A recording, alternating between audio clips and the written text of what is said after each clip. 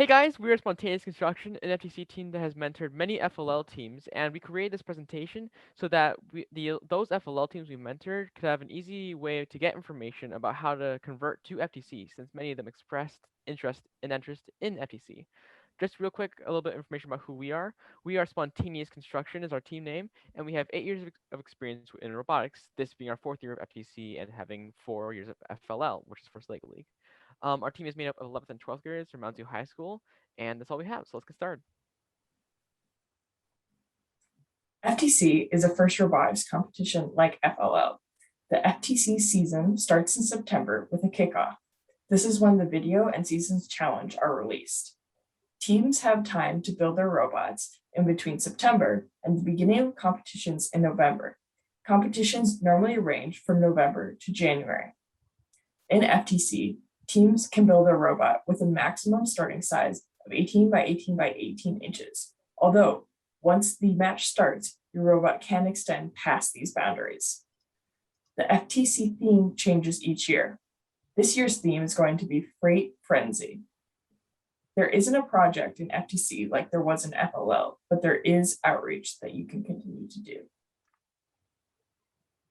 In FLL, teams had a maximum of 10 students. In FTC, you can have more with up to 15, but you don't need to meet this maximum. FLL had a younger age range going 4th through 8th grade. FTC goes 7th through 12th, so you're going to have more upper middle school and high schoolers in this. In FLL, your video and game were released in August, and you had competitions November through December. FTC has their kickoff in September, and then the competitions go from November to January. In FLL, you had an innovation project that you would work on based on the theme. There isn't a project like this in FTC, but there is outreach. This is how you communicate and meet with members of your community. In FLL, your robots were made out of Legos. In FTC, your robots are going to be made of metal parts, plastic parts, and other stuff you can find at the hardware store. There are specific requirements and regulations for parts you can use on your robot. There wasn't any documentation that was required in FLL, but in FTC, you need an engineering portfolio to be considered for any awards, and an engineering notebook is optional. FLL and FTC matches are similar in the fact that they both have a 2.5-minute time bank for the robot to complete objectives. One difference for the game of FTC is that there's a 30-second autonomous period instead of it being fully autonomous like in FLL. The next 2 minutes of an FTC match are a driver-controlled period, which we call teleop. Another main difference is that FTC matches have 2 opposing alliances instead of no competition in a match of FLL. These 2 alliances will have 2 robots each, so that there is a total of 4 robots on the field. These matches are played on a 12-foot by 12-foot field with the two opposing alliances. Similarly to FLL, FTC is a points-based competition, but unlike FLL, the points gained in an FTC match are directly connected to which alliance wins and which alliance loses the match. Game manuals are the rules for each season. Game Manual 1 goes over the general rules of FTC, and Game Manual 2 focuses on the rules of the season's challenge. Recently, Game Manual 1 released last week, so go check that out. It's good to have at least one look-through of the game manual. In FTC, hardware refers to the physical creation of your robot. In FLL, as you know, you can only use official Lego pieces to build your robot. But in FTC, you can use anything that's found in a hardware store, as long as it only has 1 degree of freedom. And by that, we mean it can only move in one direction, such as a door hinge or a drawer slide. A part with 2 degrees of freedom would be a ball joint, as it can rotate both up and down and left and right. The size limit in FLL was the southwest corner and 12 inches in height. But in FTC, at the beginning of a match, a robot can be 18 by 18 by 18 inches. Though after the match starts, a robot can exceed that limit and have an arm that goes out to like 20 or 24 inches. As you mentioned earlier, all parts in FLL must be made out of Lego, but in FTC, you can create custom parts out of plastic or metal. The brain of the robot in FLL was the Lego Mindstorms brick, but in FTC, it is a combination of 2 Android devices known as the driver hub and the control hub. So here's how all the electronics work. You put inputs into the controllers here, and it sends signals to the driver hub, which, as we mentioned, is an Android device. Then using a direct Wi-Fi connection, it talks to the control hub, the other Android device, to control all the motors, turbos, and sensors on your robot. If you want to include more than 4 motors, you have to connect an expansion hub, and then have a total of 8 motors, which is the max limit allowed in FTC. There are 3 ways to create custom parts in FTC: 3D printing, CNC machines, and manufactured parts. 3D printers use additive manufacturing and plastic to create parts. They do this by creating a layer of plastic and stacking another layer on top of that. They're good for quickly creating parts and prototypes. CNC machines use subtractive manufacturing to remove layers of metal from chunks of metal. They're typically expensive, but are good for creating strong and precise custom parts. Manufactured parts are parts typically created by your sponsor, and they are also good for structural and strong parts. We use 2 different CAD programs. CAD stands for Computer Aided Design, and is what we use to create custom parts. We use Onshape and PTC Creo. Onshape is a web-based application that allows for easy sharing of documents between people. It's free for everybody, and PTC Creo is an application that you have to download onto a laptop or desktop. It is able to simulate robot subsystems, and we use it to do that and create assemblies of our robot. It's free for FTC teams to use as long as they fill out a form. And now for the software differences between FLL and FTC. In FLL, you use a program called Lego Mindstorm Block Programming, which is a block programming software where you drag these sort of blocks from the bottom of the screen up to the main center area, and you put those in order to do certain tasks. In FTC, you have 2 separate options for different styles of coding. They can either be block program, which is in a different way from the Lego Mindstorm programming, or you can use Java, which is more text-based. Block programming is using a tool called Blocks Programming Tool, which you can activate by connecting directly to the robot. This one will be very similar to Scratch in its actual layout and structure. So if you're familiar with that, it'll be a really easy way to get into using first programming. Next for Java, you have 2 options, which is either OnBot Java or Android Studio.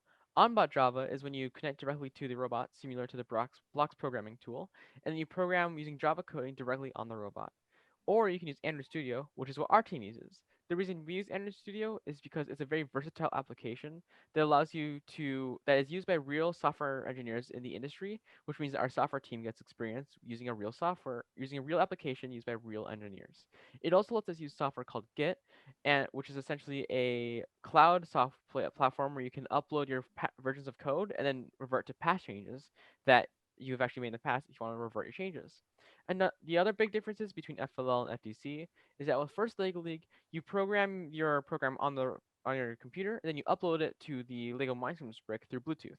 With FTC, you can either use OnBot or the Blocks programming tool to program directly on the robot, so you never have to upload it. It's just automatic. You're just coding it directly on it as if it's a computer you're programming.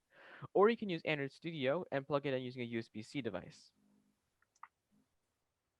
The engineering portfolio is a documented summary of a team's season. It should include how the changes and improvements made to the robot and any of its subsystems. It's good to include drawings and pictures in the portfolio. It's much easier to understand a picture rather than a description of a part. Quantitative data is also nice to include to back up any decisions or show results for any experiments. The portfolio can include hardware, software, outreach, and any other subsections. Talk about the connections made with the community in your outreach section. The portfolio is limited to 15 pages, but more details can be added and referenced in the engineering notebook.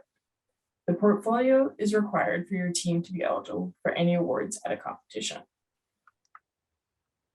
The engineering notebook is a similar documentation to the engineering portfolio, but it's much more detailed. It should include all of the documents in the engineering portfolio and more.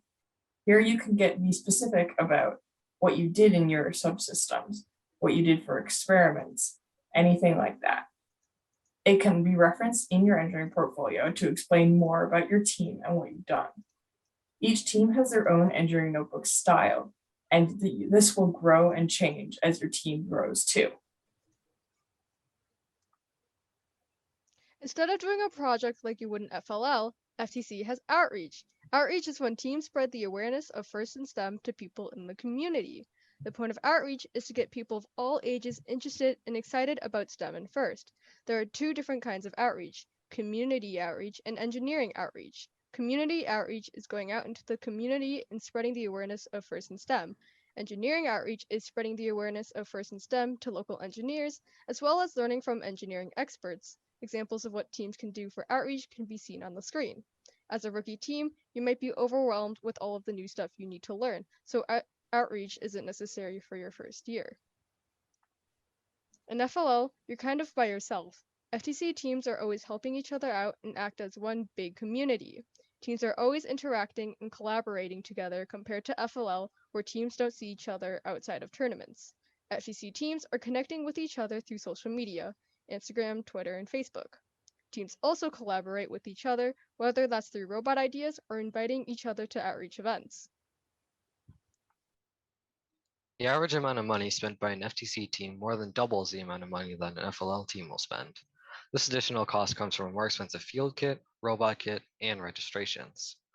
FTC teams also need more extra parts throughout the season, whether that be 3D printer filament or metal parts. Since FTC has such an involved community, a lot of teams will give away buttons, pins, or stickers to promote their team. This cost should also be taken into account.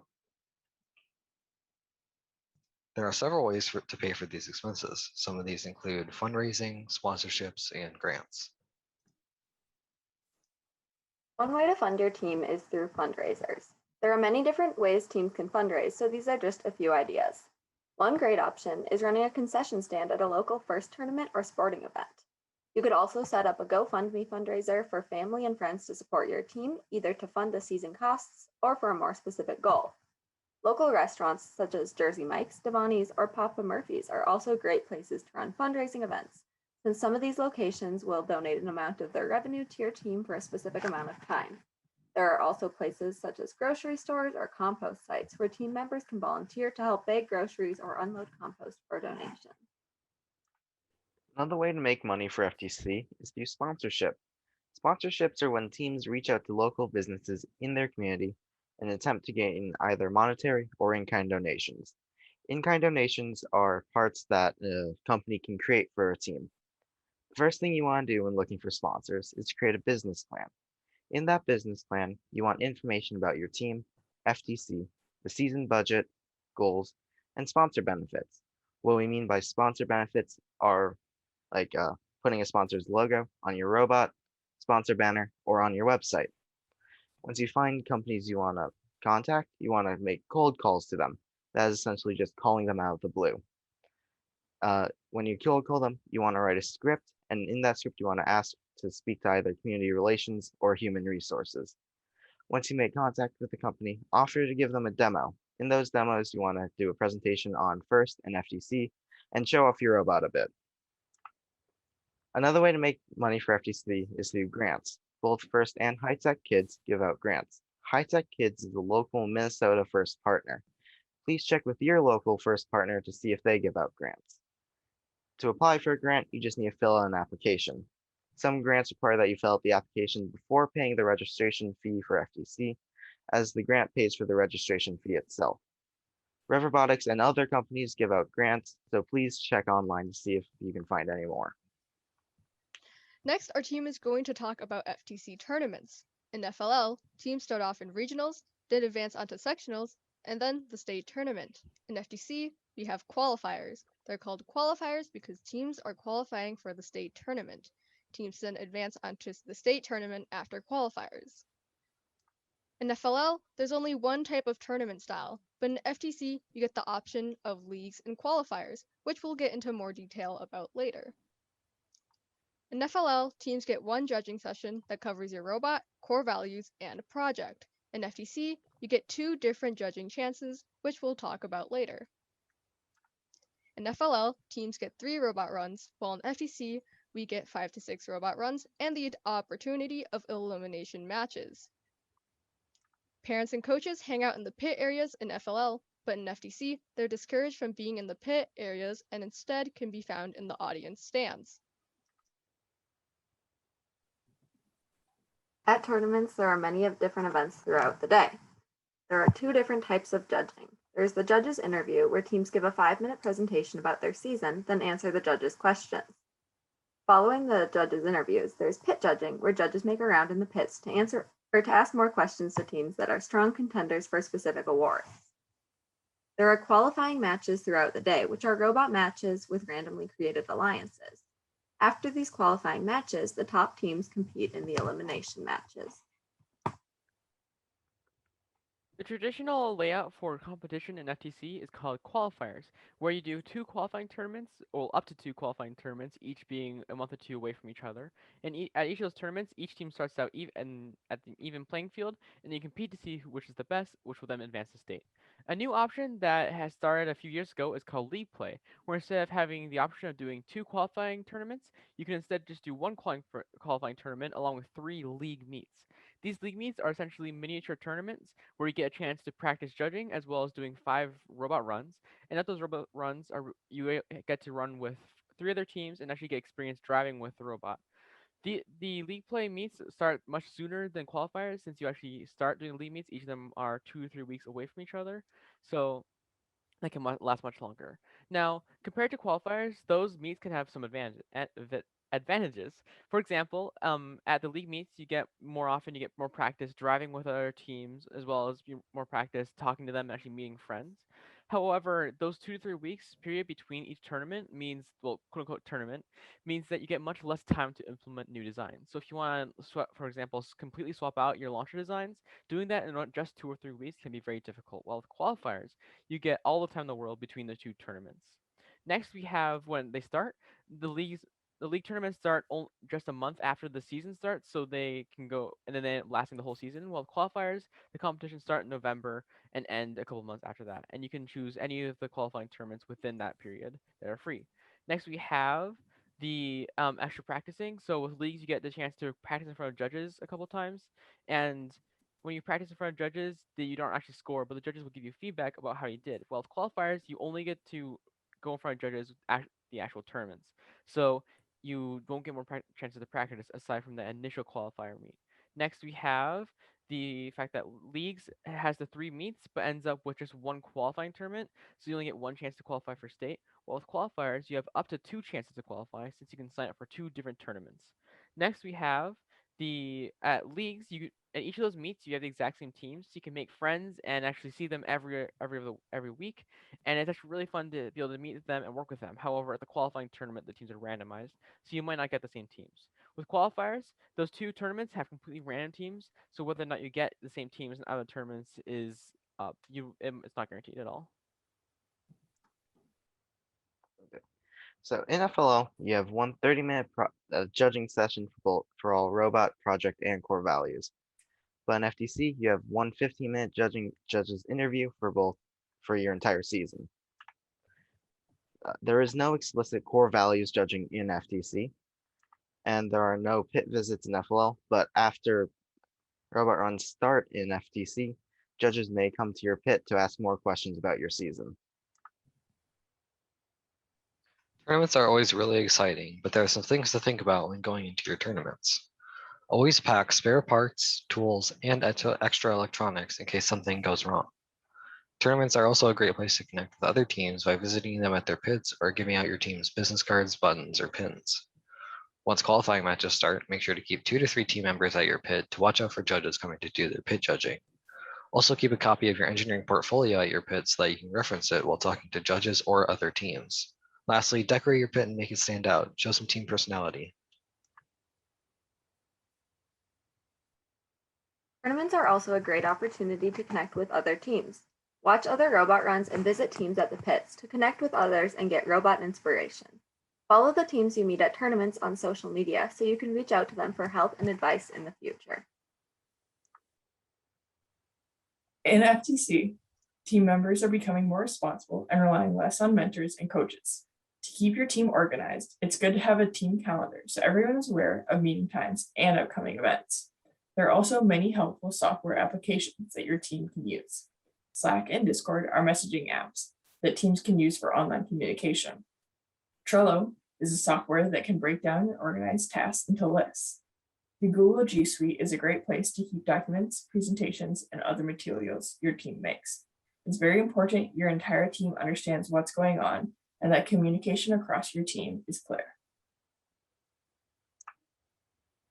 Next, we're going to give some rookie tips. So don't be afraid to reach out to other teams in your community for help. We all want to help each other out in the FTC community. Don't worry about doing good in your rookie year. Rookie years are always going to be the roughest years, and it's the year of learning. Work on finding your team's personality and style, whether that's through how you express yourself in your engineering notebook or the way your team expresses themselves on social media. Visit a tournament before your team competes to get a good idea of what they're like. There's also a bunch of robot matches online, so be sure to watch a couple to get a better understanding of what it's like to be on the field and robot ideas. Attend the Robot in 2 Weeks event. This event has teams building robots 2 weeks after the game announcement. This is a great way to see the game challenge in action, being able to get good ideas and seeing some of the challenges you have to work around. Be sure to learn the FTC dances for the FTC dance parties, which occur just before the award ceremonies at tournaments. So that's basically all the information we have to give to you about FTC. But before we go, we wanted to give you a couple more resources to gain your own information so you in the future can learn more about FTC or if you have any questions. Our first one is called Project Robotica, which is a wiki site that our team created that is essentially like Wikipedia in the sense that any team can go on there and add or create their own information so that it is one giant conglomeration of as much information as possible.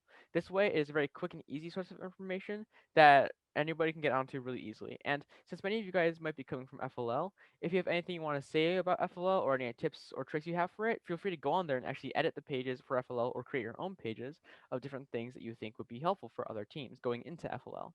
Next, we have the forums, and that would be the FTC official forums or the subreddit. So the FTC official forums are like any other forums page where you can just go on there, post a question, and wait for an answer. And it's the same thing for the subreddit. It's just that if you use Reddit a lot, that makes it much more accessible. Essentially, you just ask the question, like I just said, and then you can get a response within a couple days. And these are typically really reputable responses. So if you have a question about rules or maybe some really specific robot question, this is a really good place to ask those questions. But there's also the FTC official Discord, which, if you don't know what Discord is, it's essentially a chat room where anybody can go on there and make friends and talk about things. The FTC official Discord, you actually can go on there into one of the very many very specific channels and ask questions about programming or robotics or CAD or anything you want to.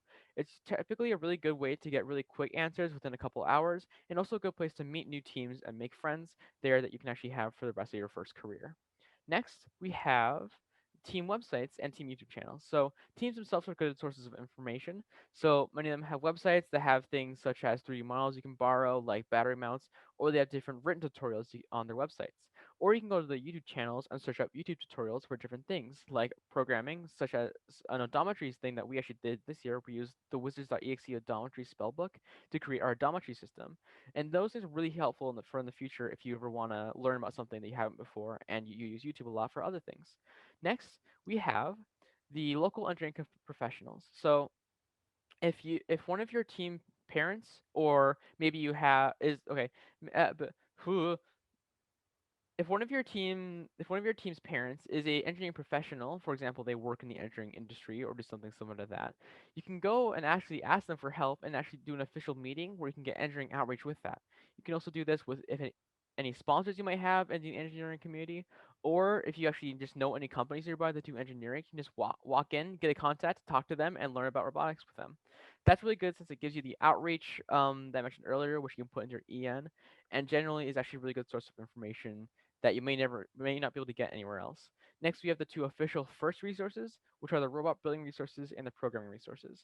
These are essentially pages that have really quick and concise information about how to get started with different how to get started with different ways of doing those two things. So, for example, with the programming one, it has all three of the different OnBot, blocks programming, and Inner Studio, and the ways to get started with those. So if you want to learn how to start with one of those, or maybe try something new, it's a really good place to go on there and learn more about the official way of doing things. And lastly, we have the MN FTC Mentor Slack workspace. So if you know what Slack is, it's essentially a work platform, kind of like Discord, but it's much more work orientated. So what this is it's a workspace for coaches of teams as well as mentors and official FTC like refs and judges as well as and stuff, so that you can go in there and the coaches can ask questions and get more information about first or any specific questions they have for the refs. It's a really good source of information if you have access to it, since you talk directly to the refs that you'll see at pretty much every tournament you go to. Yeah, so if you have any more questions, you can contact us on Twitter, Instagram, and Facebook. You can also go to our website and visit our YouTube channel where we post a lot of our robot runs and some other content our team creates. All right, that's everything we have to tell you guys. So if you have any questions for us, make sure to contact us in the ways we mentioned in the last slide. And yeah, thanks for listening.